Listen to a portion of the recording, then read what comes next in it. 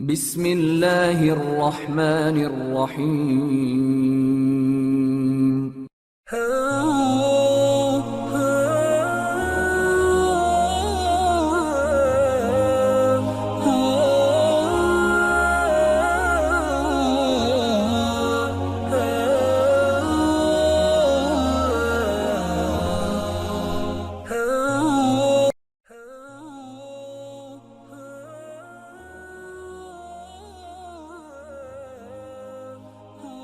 نبی کریم علیہ الصلوۃ والسلام کی ذات اقدس کے حوالے سے سلسلہ پنجتنی نے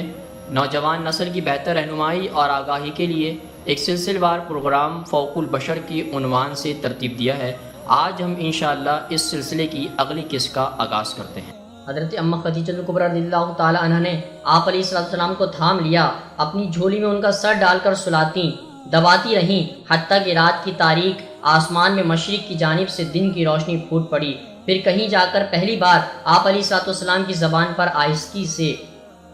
اور اٹکتے ہوئے وہ الفاظ جاری ہونا شروع ہوئے جو شاید اس سے قبل تک آپ علیہ السلام نے نہ صرف محسوس کیے تھے، وہ اب بھی حضرت خدیجہ رضی اللہ تعالی عنہ کی جھولی میں لرز رہے تھے، مگر اب ہی کہیں جا کر آپ علیہ السلام نے خود اپنی آواز اپنے کانوں سے سنی اور اپنے علاوہ ایک دوسرے انسان یعنی حضرت خدیجہ رضی اللہ تعالی عنہ کے سامنے وہ الہامی الفاظ دہرانا شروع کیے، وہ الہام جو ہیرا کی پہاڑی پر سانس کی مانند آپ علیہ السلام کے سینے کے اندر پھونکا گیا تھا، اب سانس کی ہی طرح آپ علیہ السلام نے واپس الفاظ کی صورت باہر پھونک دیے، گو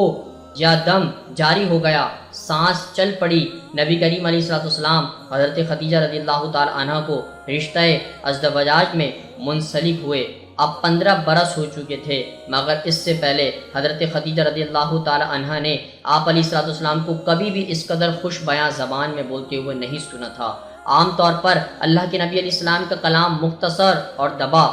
اکھڑا سا رہتا تھا، جیسا کہ کسی ایسے شخص جس نے بچپن میں بولنے سے زیادہ سننا سیکھ رکھا ہو، اور اس سے ایسے مسحور کن کلام کی توقع نہیں ہو سکتی۔ یہ الفاظ جن حضرت خدیجہ رضی اللہ تعالی عنہ کے کانوں پر پڑے تو وہ سنتے ہی جان گئیں کہ یہاں آپ علیہ السلام کے منہ سے خلاف معمول اور حیرت انگیز تھے۔ یہی نہیں بلکہ حضرت خدیجہ رضی اللہ تعالی عنہ کے لیے یہ چند جملے اس وجہ سے کہ وہ آپ علیہ السلام سے محبت رکھتی تھیں حیرت انگیز نہیں تھے، بلکہ وہ ان الفاظ کے سحر کے باعث جانتی تھیں کہ اتنا فصیح اور بلیغ کلام پوری دنیا میں دوسرا نہیں تھا۔ یہ کلام جو بھی تھا اس کے ساتھ حضرت خدیجہ رضی اللہ تعالی عنہ نے فوراً ہی یہ بھی بھانپ لیا کہ یہ اس پر پرسکون اور انکساری سے بھرپور مگر معتدل زندگی کا بہرحال اختتام تھا جو وہ اب تک اکٹھے